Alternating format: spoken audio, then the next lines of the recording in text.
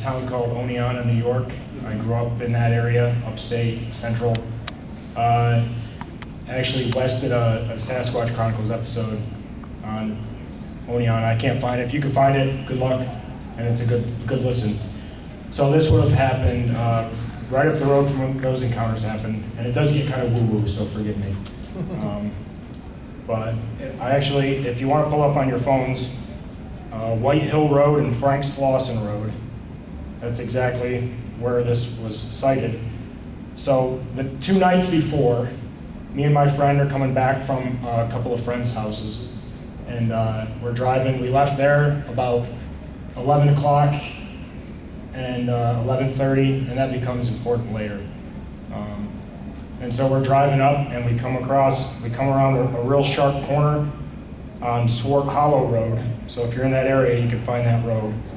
And the way the corner was, we were coming around in our car, and it would have been a right-hand turn, and there's a big drop-off down behind us, and we both see this light, and we turn to each other, and we look at each other instantly, like as soon as we both must have seen it at the same time. And we look at each other and said, what the was that?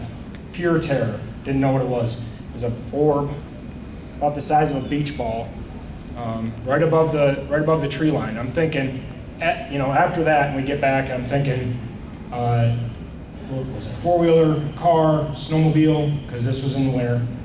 But where it was located, that drop-off's about 120 feet.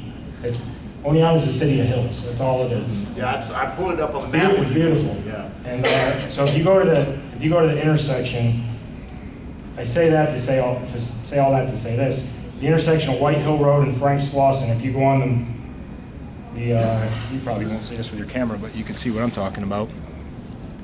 I lived in that little cabin right there. Mm-hmm. So that it would have been right in this field, right here. And that big main house. That big main house had a big spotlight, and so we see the light, we get back to the house, we're obviously freaked out. We're thinking aliens, we don't know. I still don't know to this day. And so 2 nights after that, we're just hanging out at the house, still creeped out, and my friend goes outside to take, a pee off the porch, as you do in the country, and he comes flying back in the house, pale as a ghost. I just seen something. I said, what was it? He said, I don't know, but it was big and it was fast. I'm not taking him seriously at this point. I'm like, okay, we're still freaked out from the other night, yada yada. And he's visibly and physically mad because I'm not believing him. So like, okay, maybe there's something to this.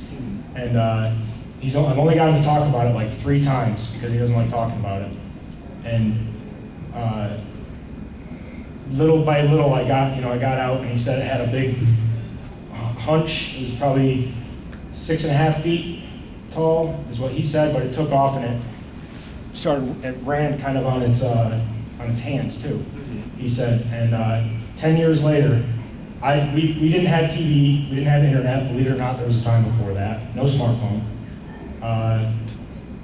Lived up in a cabin way up on a hill, and again, right. So where Wes's sightings were on the show would have been directly right. Yeah. Full line of sight from the Southside Mall, which is where those occurred, and it's right up the hill. And I showed him. I kind of put all 2 and 2 together from what he described. Learning about Dogman, didn't know what it was at the time. I knew what Bigfoot was. And I showed him a picture of it, and his face dropped, and he turned white, and he said, that's it. Wow. So, I don't know. And just the light being there, and I'm not saying the two are related, but synchronistically speaking, what are the odds that we would have an encounter with 2 weird things? And how long ago was that? 2015. 2015, okay. Yeah. That's fascinating. Yeah, it looks like a beautiful area. Oh, it's awesome. Well, it's interesting, too, that looking at the topography, there's this big sort of a east-west running valley there with a primary waterway, and it looks like the Oleout Creek. And then there's a lot of north-south running tributaries into that creek. Yeah, so like you're on a main valley, you're just north of that big main waterway, and then there's a lot of these north-south running feeders. A lot of the places that I've found good reports in, or even have my own Sasquatch experiences in, sort of fit that description. Yeah, it's one of the main riverways right there, and it connects to the Susquehanna. And, Gotcha. It's huge. Yeah, there's something about those secondary... Definite travel way, no doubt. Yeah, there's something about those secondary drainages, I think, where they're a little bit more protected, and they tend to be like steeper, because those main drainages tend to carve out big valleys. But all those secondary ones are narrower and steeper, probably provide more protection. Oh, if you go off into the hills and you hike, like I look for mushrooms and I hunt and stuff, it looks very much like the Adirondacks. It's craggy, there are caves, there are rocks, and you wouldn't think of that, but... Very often, like people, once they've seen something like that in the environment, they'll think back and go, oh, well, there were these other things, other indicators, but that you did, like, do you recall, since you lived in that cabin, were there other things that had happened that seemed anomalous, but once you saw strange animals, like maybe? Not really. What about subsequently, afterwards? Well, I do have another story from that area, different county. It's the county next to it, Shenango County, New York. And I mean, it's Cowtown. I graduated with 68 people. You know? Oh, wow. Like if you hit a home run into the cornfield, that's how you got the home run. That's how you knew it was a home run. You know, so people think New York, it ain't city. Certainly. Just this other story, but I don't think I have time for it. But if anybody wants to hear it after this is done. He likes Well, we've got stories. 10 minutes until the mountain monster guys come up, so. No one else wants it. You got time, come You on. got 10 minutes. Hey, can I do? Just talk fast. Oh, yes, sir. Since everybody's got a phone, wouldn't you think there'd be more spottings compared to, looking down in the valley?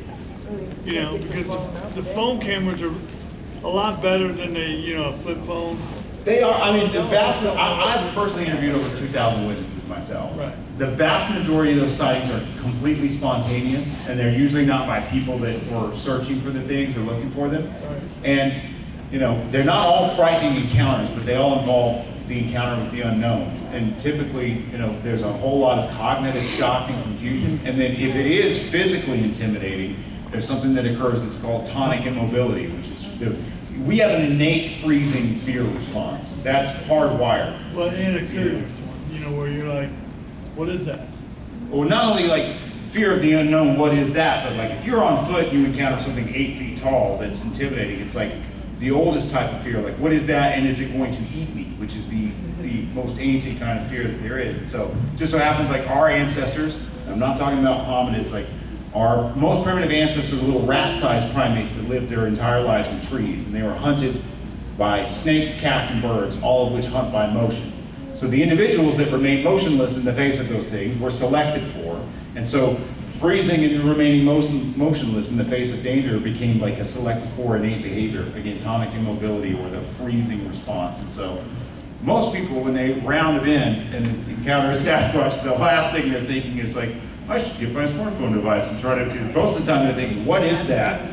And simultaneously, is it going to kill me? And then most sightings are like 1.5 seconds, 2 seconds long. So I don't have enough faith in people that everyone would be ready to document. I mean, I've had plenty of animal encounters that I didn't document, bears and things like that, just because like by the time you start, oh, there's a bear, it's over, But it's a valid question, but I don't necessarily have the expectation that just because there's more smartphones doesn't mean there's more people in the right habitat. We have a guy, we're from Missouri, the Ozarks.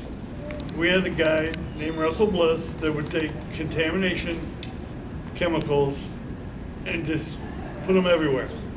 So you're contaminating water. And in the early 80s, there was a big number of,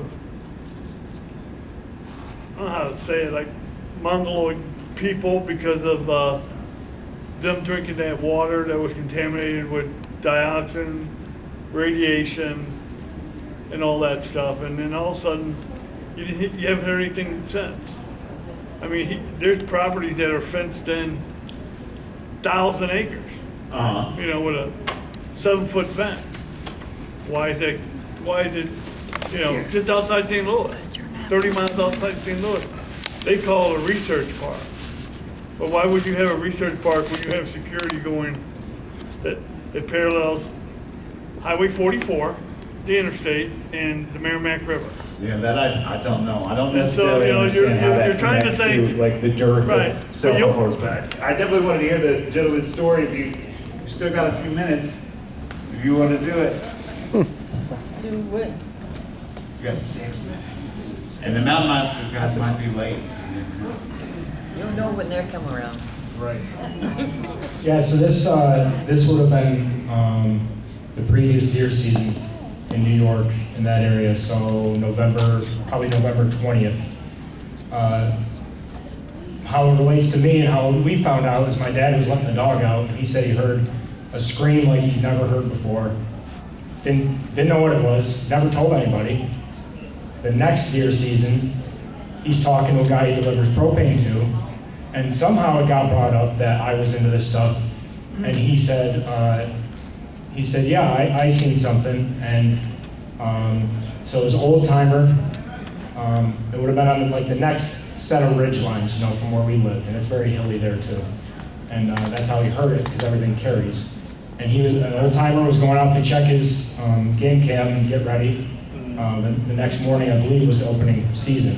And he said he's walking out through, and he said something huge screamed at him and barreled through the woods. And he said it wasn't a bear. He called it an abominable snowman, because he's from that time. That's how, you know, older generations, that's probably what they think of. Before Bigfoot or Sasquatch, I would think. He did, anyway. And he called it an abominable snowman. And so the scream my dad heard was the scream from that. As they, you know, a year later, he tied all this together and found that out. So they called DNR, and what was surprising to me is that the DNR guy, he explained what they saw, and he's like, what could this have been? What was this? It wasn't a bear. We do have bears, we do have cougars. Over the summer, there was actually all the surrounding neighbors. I wasn't lucky enough, but all my neighbors saw a black panther, or a melanistic cougar, whatever it may have been. A big, large black cat. So we had those too. Anyways, where was I? So he'd ask the DNR. Yeah, he asked the DNR guys to come out, and he said within like 15 minutes, there was 2 of them there. And he said, show me where you've seen this. And they went out there, and they found my dad said that he went like this, the biggest wolf tracks that they'd ever seen. Like he said, I don't know what this is. He said, it looks like a wolf track, but he said it was about that big. Oh, wow. So, and again, Oneonta from this location is only about 40 minutes. Oh, wow. So, you know, I don't know, again, that's all secondhand, but, you know, my dad heard it. I believe that he heard it, and this guy was, and then after they spoke to DNR, my dad actually, I coerced him to go back and ask him more questions. And he said, nope, don't want nothing to do with it, I'm not answering any questions, get out of here. So, Wow. That's awesome. that's the end of that story. Oh, that's fascinating for sure. Thank you for sharing that. Thank you.